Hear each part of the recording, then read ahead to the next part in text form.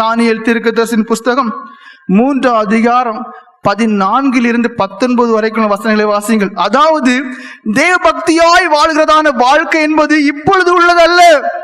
திரும்பவும் புரிஞ்சுக்கிடுங்க. நம்ம எல்லாம் இப்ப என்ன செய்யறோம்? கள்ளத்தன உடையவர்களும் கபடு உடையவர்களாகவும் வழி தப்புறதற்கு பார்க்கிறோம்.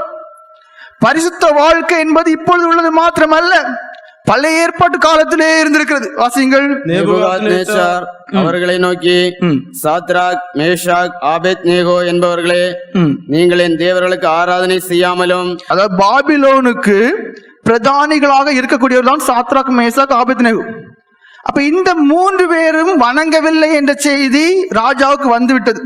ஆனா ராஜா என்ன உடனே தூக்கி சூளையில போடல. ஏன்னா பிரதானிகளா இருந்தனால ஒரு சான்ஸ் கூட கொடுக்குறான். அப்ப இது 2வது நடக்கக்கூடியதான காரியம், முதல் நடக்கக்கூடிய காரியம் அல்ல, 2வது நடக்கக்கூடிய காரியம். வாசிங்கள். நிறுத்தின பொற்சிலே பணிந்து கொள்ளாமல் இருந்தது மெய்தானா? இப்போதும் எக்காலம் பாருங்கள், நான் ஒரு பொற்சிலை வச்சேன், அது நீங்க வணங்கல, அது உண்மைதானான்னு கேட்கிறான். கேட்டுட்டு இறக்கப்பட்டு இப்போதும் எக்காலம், நாகசுரம், கிண்ணரம், வீணை, சுரமண்டலம், தம்புரு முதலான சகலவித கீதவாத்தியங்களின் சத்தத்தையும் நீங்கள் கேட்கும் போது தாழ விழுந்து நான் பண்ணி வைத்த சிலையை பணிந்து கொள்ள ஆயத்தமா இருந்தால் நல்லது.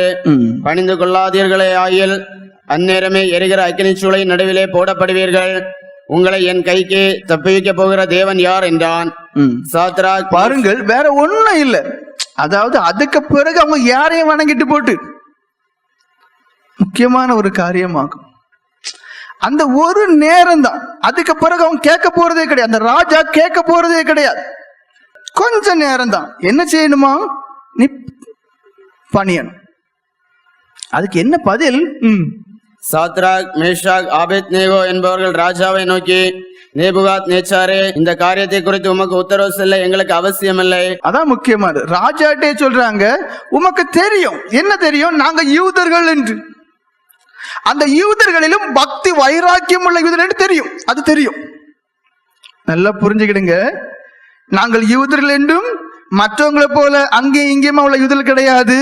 பக்தி வைராக்கியம் உள்ளவர் என்று உமக்கு தெரியும். அதனால நாங்க பதில் சொல்ல வேண்டியது தேவையில்லை. நாங்கள் ஆராதிக்கிற எங்கள் தேவன் எங்களை தப்புவிக்க வல்லவராய் இருக்கிறார். அவர் எரிகிற அக்கினி சூளைக்கும் ராஜாவாய் உம்முடைய கைக்கு நீங்களாக்கி விடுவிப்பார். விடுவிக்காமற் போனாலும், இதான் முக்கியமான காரியம், நாங்கள் உம்முடைய தேவர்களுக்கு ஆராதனை செய்வதும். பாருங்கள், விடுவிக்காமல் போனால், அதாவது நம்ம எல்லாரும் தேவன் நம்புவோம், 9000 ஸ்தோத்திரம் சொல்லுவோம், பாதுகாக்கணும். பாதுகாக்கல உடனே முறுமுறுத்துரும். உடனே உமக்கெல்லாம் கண்ணு இருக்கா, கால் இருக்கா, கை இருக்கான்னு சொல்லிடுவோம். ஆனா இங்க அவருடைய பதில் என்ன? அவர் சர்வ வல்லமையும் சர்வ அதிகாரம் உள்ள தேவன் தான். சிறைச்சாலையிலே பேதுருவை விசேஷமாக பாதுகாத்தவர் தான். ஆனால் நான் எல்லாரையும் அப்படி பாதுகாக்க மாட்டேன். 10 நாள் போடுறாங்களா, அதுக்கப்புறம் என்ன? உங்களுக்கு உயிர் தான் போகும், கொல்லதான் செய்வாங்க. ஆனா பயப்படாத, ஆனா மரண பரியந்த உண்மையாயிரு. அதான் வார்த்தை வருது. இங்க என்ன சொல்கிறார்?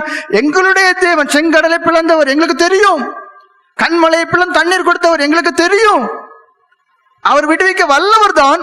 ஆனால் ஒருவேளை சாத்ராக், மேஷாக், ஆபேத்நேகோ என்று சொல்லக்கூடாது எங்களுக்கு அவர் ஒருவேளை நாங்க பிறக்கும் போதே ஒரு டைம் வச்சிருப்பார், இத்தனை வயசு. அப்படி இருந்துச்சுன்னா என்ன? ஒப்பு கொடுப்பார். அப்படி ஒப்பு கொடுப்பார். இல்ல என்றால் காப்பாற்றுவார். இங்க நமக்கு இந்த வார்த்தை சொல்ல முடியுமா? முடியாது. வாசிங்கள். விடுவிக்காமற் போனாலும் நாங்கள் உம்முடைய தேவர்களுக்கு ஆராதனை செய்வதும் இல்லை, நீர் நிறுத்தின பொற்சிலே பணிந்து கொள்வதும் இல்லை என்கிறது ராஜாவாகிய உமக்கு தெரிந்திருக்க கடவுது என்றார்கள். போதும், ராஜாவாகிய உமக்கு தெரிந்திருக்க கடவுது. அடுத்தது என்ன?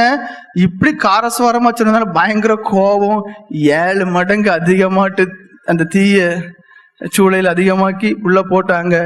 25 வசனம் சொல்லுகிறது, அங்க 3 பேர் இல்ல 4 பேரா இருந்தாங்க. ஆண்டவர் பாதுகாத்தார்.